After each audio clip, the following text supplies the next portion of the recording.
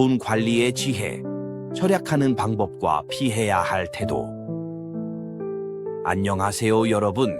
이번 영상에서는 우리 모두의 관심사인 돈 관리의 지혜에 대해 이야기 나눠보려고 합니다. 특히 절약하는 방법과 피해야 할 태도에 대해 알아볼 텐데요. 우리 함께 현명한 노후를 준비해 봅시다. 중년 이후 꼭 지켜야 할 5가지 돈 관리 규칙. 첫째, 비상금을 충분히 확보하라.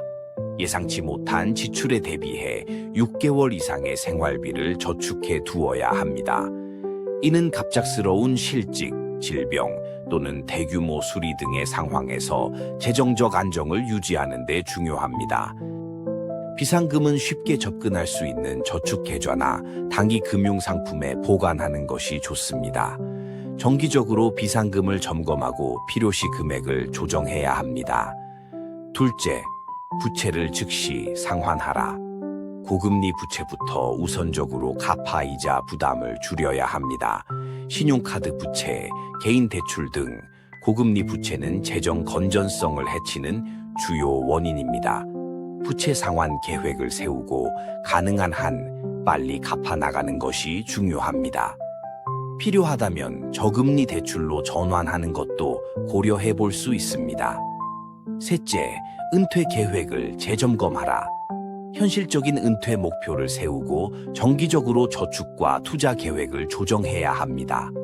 은퇴 후 필요한 생활비를 정확히 산정하고 그에 맞춰 연금, 퇴직금, 개인 저축 등을 종합적으로 고려한 계획을 세워야 합니다. 인플레이션, 의료비 상승 등 장기적인 경제 변화도 고려해야 하며 필요시 재무 전문가의 조언을 구하는 것도 좋습니다. 넷째, 건강 관리에 투자하라. 의료비는 노후 큰 부담이 되므로 건강보험과 건강 관리에 신경 써야 합니다. 정기 검진, 운동, 건강한 식습관 등 예방적 건강 관리에 투자하는 것이 장기적으로 의료비를 절감하는 데 도움이 됩니다. 또한 적절한 의료보험에 가입하여 예상치 못한 고액의 의료비에 대비해야 합니다. 장기 요양보험도 고려해 볼 만합니다. 다섯째, 자산 배분하라. 위험과 수익을 균형 있게 조절하여 안정적인 포트폴리오를 구성해야 합니다. 나이가 들수록 보수적인 투자로 전환하는 것이 일반적이지만 개인의 재정 상황과 위험 감수 능력에 따라 조절해야 합니다.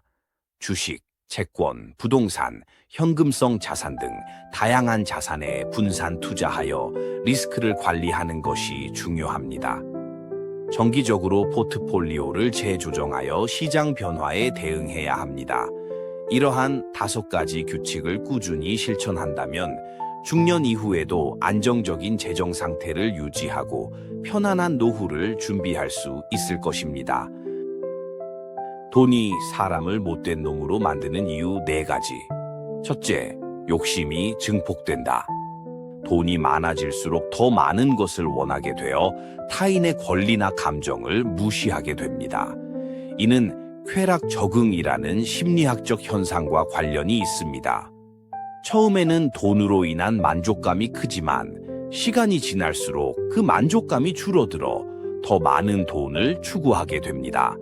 이 과정에서 타인의 이익을 침해하거나 공정한 경쟁을 무시하는 등의 행동을 정당화하게 됩니다. 둘째, 돈을 권력으로 착각한다. 재력이 곧 권력이라 여겨 타인을 무시하거나 함부로 대하는 경향이 생깁니다. 이는 부의 특권 의식으로 설명될 수 있습니다. 재력을 통해 얻은 영향력을 실제 능력이나 인격의 우월함으로 오해하여 경제적 약자를 비하하거나 법과 규칙을 무시하는 행동으로 이어질 수 있습니다. 이러한 태도는 사회적 갈등을 야기하고 공동체 의식을 해칠 수 있습니다. 셋째, 도덕성을 상실한다.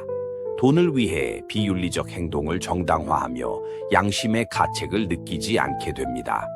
이는 윤리적 둔감화 현상과 연관됩니다.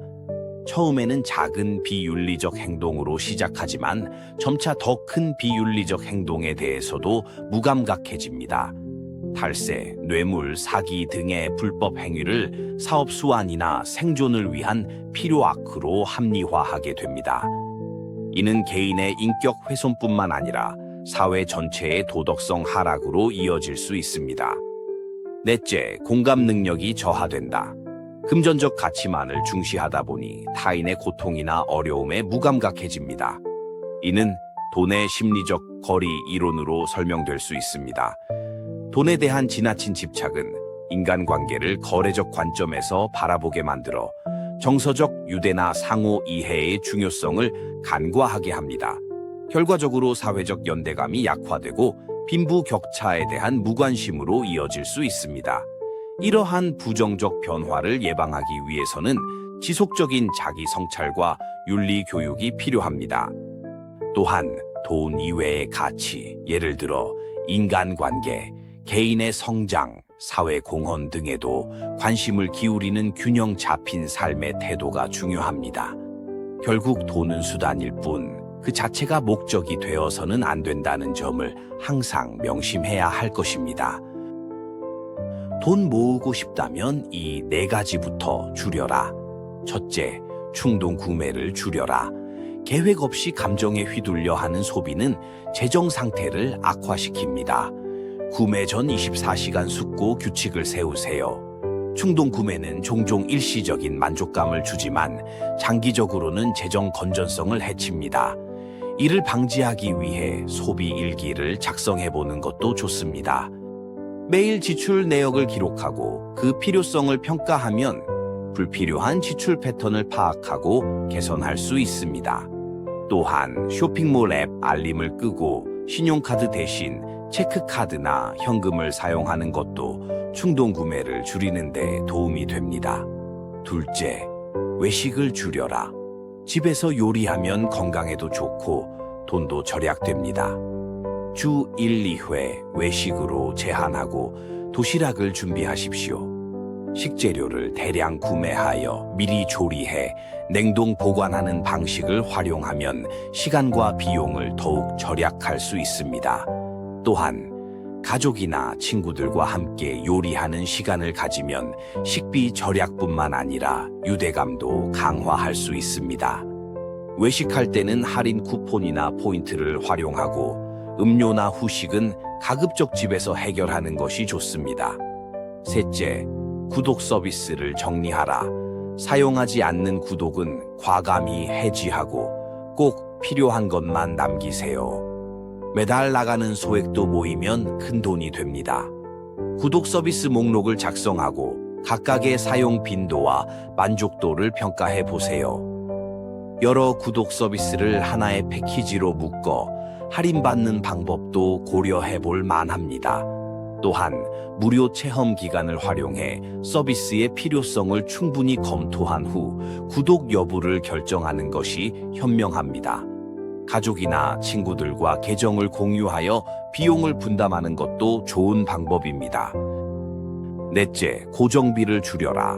통신비, 보험료 등을 재검토하고 필요 없는 항목은 해지하십시오. 작은 절약이 큰 자산을 만듭니다. 통신사나 보험사에 직접 연락하여 더 저렴한 요금제나 보험 상품이 있는지 문의해 보십시오. 경쟁사의 조건과 비교하여 협상의 여지를 만들 수 있습니다. 에너지 효율이 높은 가전제품을 사용하고 불필요한 전기 사용을 줄이는 등의 노력으로 공과금도 절약할 수 있습니다. 또한 자주 사용하는 물품은 대량 구매나 정기 배송을 활용하여 단가를 낮추는 것도 좋은 방법입니다.